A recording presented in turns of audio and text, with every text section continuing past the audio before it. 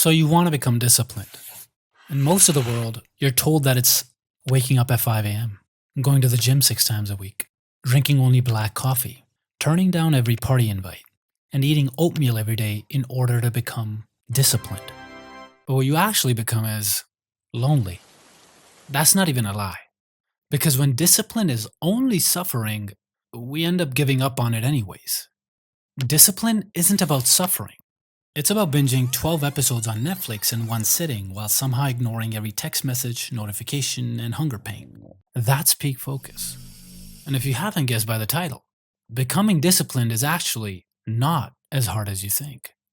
Think about it. Humans are already pretty disciplined compared to your cat knocking something off the table while making direct eye contact with you.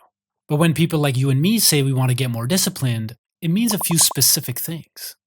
We want to get in shape so we can look good, naked. We want to achieve goals without procrastinating, but our brain is like a corrupt politician. It's making promises and never delivering. It's like, I swear we'll start at 7 p.m. Boom, it's 11:58, you're knee-deep in a ChatGPT rabbit hole about why this girl that I'm seeing might have a flamingo as her spirit animal. We also want to become financially free and make smart investments.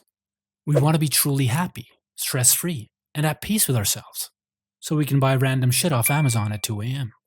We want to achieve bigger goals, to be someone who has their life together, so we can post it on Insta, because nothing slaps harder than looking back at your old self and thinking, damn, my ex must be really jealous right now. The issue is that most advice out there is like, wake up early, journal every day, meditate. Yeah, that works until day 3 when you sleep through 5 alarms and forget your journal at the coffee shop. And if you're doom scrolling, the advice you see is, cut out all distractions for 6 months and live in a dungeon. Quit talking to every human for 6 months and see what happens. Go to the gym and eat only rice and chicken. Disappear for 6 months and see if anyone notices. Fast on water and ice for 90 days and see if you're still alive. Like, what are you supposed to be, a monk in a cave meditating with weak Wi-Fi, all to become even more socially awkward? Besides, some of the smartest people in history didn't do this. Take Albert Einstein, for example. He reportedly slept 10 hours a day and still managed to redefine physics. Like, imagine someone telling him, sleep less, work more. And him being like, brother, please, perhaps we should also stop eating to save time too. So what can you actually do to get disciplined? Other than wake up at 5 a.m., take a cold shower, and hate yourself for 18 hours. Here's a cheat code. Make the discipline the reward. You ever notice how discipline feels like punishment? What if I told you it could actually be fun or feel good? Crazy, right? Usually we think the reward is some big thing at the end. The income at the end of the year, the number on the scale, the inches on your arms, or somewhere else, if possible. The stamps in your passport, because if it's not on Instagram, did you even travel? In short, those things are great, but they have one major flaw. They don't let you be happy right now. Those goals take forever, but your brain wants dopamine now. So instead of waiting a year to feel good, what if every rep, every meal, every study session already felt like winning? Yeah, you can do that. But to do that, you need to flip the script. You have to make the action the reward, not the destination. So how do you make the action rewarding right now and not hard? Because I get it, David Goggins be like, do hard things, be hard, be tough, eat shit in life.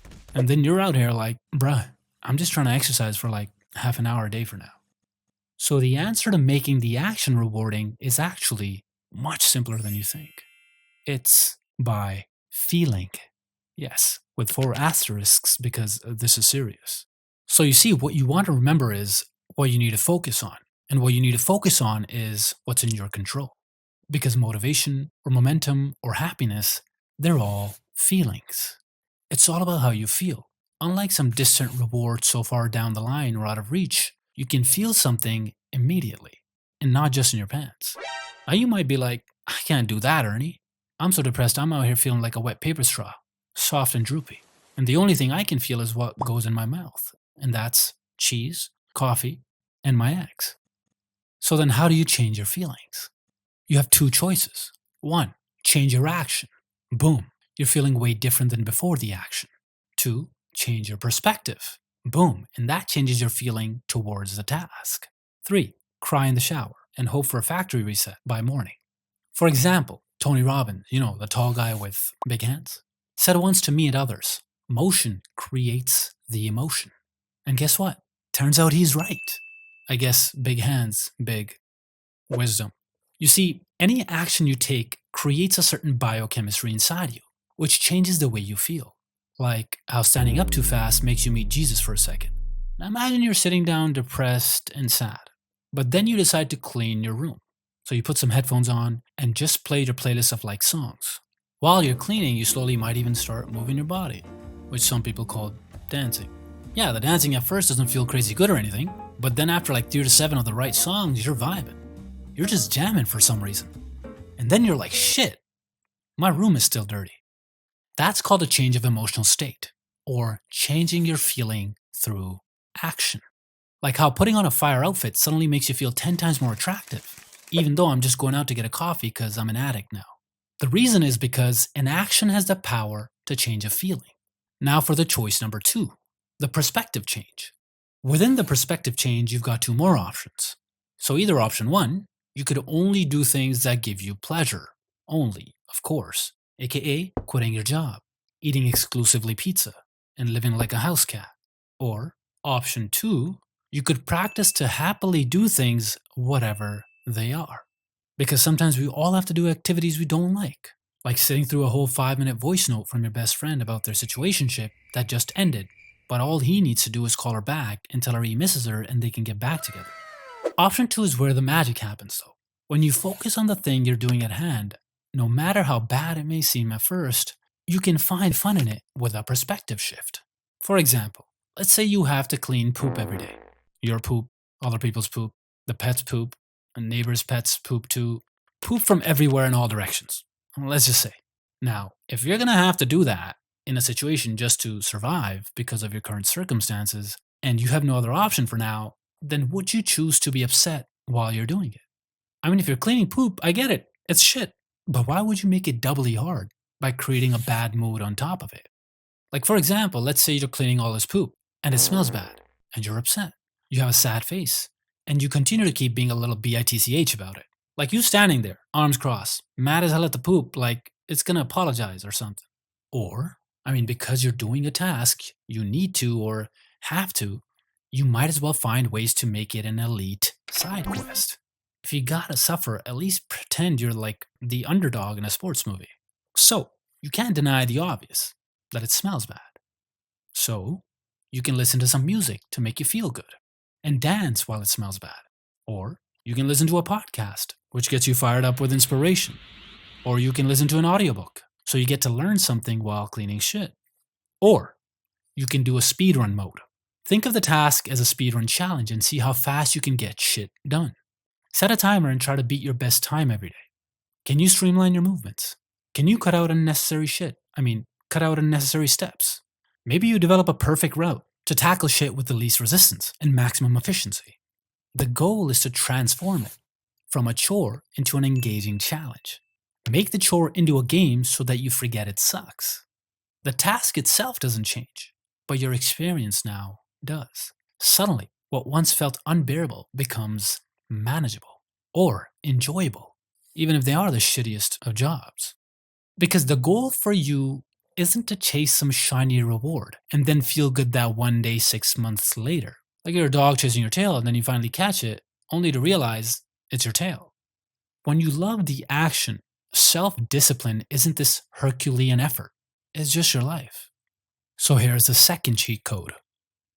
Make your rewards or goals things that you actually care about and can experience in the short term.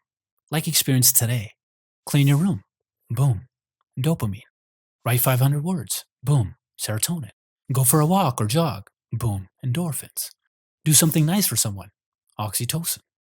The secret sauce is actually simple or not hard. Focus on daily feelings, which are rewards itself. That's it. It's not about waiting 6 months to feel good. It's about feeling good right now. Do that, and not only will you hit your big goals, but you might even enjoy your way to success. instead of suffering through it like you're in some unpaid internship for life. So now, after you create the good feeling for an activity, you might be like, but what about sticking to it daily? Here is the answer for that. The main thing you need to do to solidify being disciplined even further and daily is gamification. You don't need to go for the result. What you want to do is gamify the process, the discipline. So, for example, instead of saying I want to lose 20 pounds, make your goal something simpler, like completing just 10 workouts at first. This is a process goal versus a result goal. See, the thing with a result goal is it can leave you upset because results are not always in our control, but the process goals are. For example, you might eat well, exercise regularly, and still not lose as much weight as you wanted to because of factors like water retention, stress, genetics, or the universe just being out to get you. When the progress doesn't match your desired outcome, it's demotivating. It's such a letdown. It's like finally upgrading your phone and finding out the charger isn't included. But a process-oriented goal focuses on the steps you take to achieve something. Like deciding I'll complete 10 workouts. These process goals shift your focus from the final result to the actions you can take right now. And the beauty of process goals is that they're entirely within your control. Because you can't guarantee how much weight you'll lose in a specific time, but you can absolutely control whether you show up for those 10 workouts. Each showing up to workout builds momentum and makes you stay consistent, even if the results take longer to appear. And if you miss a day, it's fine. The number for the process goal is still there to level up, waiting for you to add to it. The goal is to just not let the chain break for too long. Think of it like ghosting someone. Do it once and it's mysterious. Do it for 6 months and now you're the villain in the story. And because you're also not obsessing over the scale or some far-off result, you're just focusing on today's one workout. So not only will you have a feeling of endorphins from the exercise, but also you'll get a hit of dopamine from completing a workout when tracking it on your Excel sheet. Tracking workouts always feels so satisfying because obviously the best part about working out isn't the improvement in your health. It's knowing that you've created yet another spreadsheet, which hits you with some of that good dopamine every time you add something to it. But in this way, every time you hit the gym, you're just leveling up, one workout at a time, till you get to the 10th workout or level 10. That's gamification. Over time, those wins stack up. Before you know it, you're 10, 20, or 50 workouts in, and you're feeling nice. You're laughing about how you thought doing 2 push-ups in a row was your peak. And this is how your discipline becomes a game. This gamifies your growth. And suddenly you're not just adulting, you're winning at it. There's also another benefit to this type of tracking of process-oriented goals, which is that you're not dependent on external validation anymore. You can just validate yourself by knowing if you worked out or not. And this can build into unshakable confidence. So let's say if someone says to you, "Oh, you aren't a disciplined person."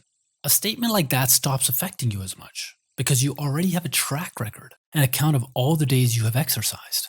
It becomes fun because no outward thing needs to tell you if you're doing good or not. You're simply able to level up and see the progress yourself, which also ends up creating great self-worth, self-esteem, and pours out of your aura as Riz, or real, unshakable self-confidence in day-to-day life. And then once you do hit, let's say, the first 10 workouts, set the next goal, 30 workouts. So what you could do is make a simple Excel sheet and day by day just start tracking on it. This is what it might look like. And before you know it, a few months into it, you're a disciplined machine and you're smiling on your way to the bank or the gym or wherever those extra inches landed. So start that Excel sheet. But before you do that, I'm actually looking for a loan in the form of a subscribe to fund the next video.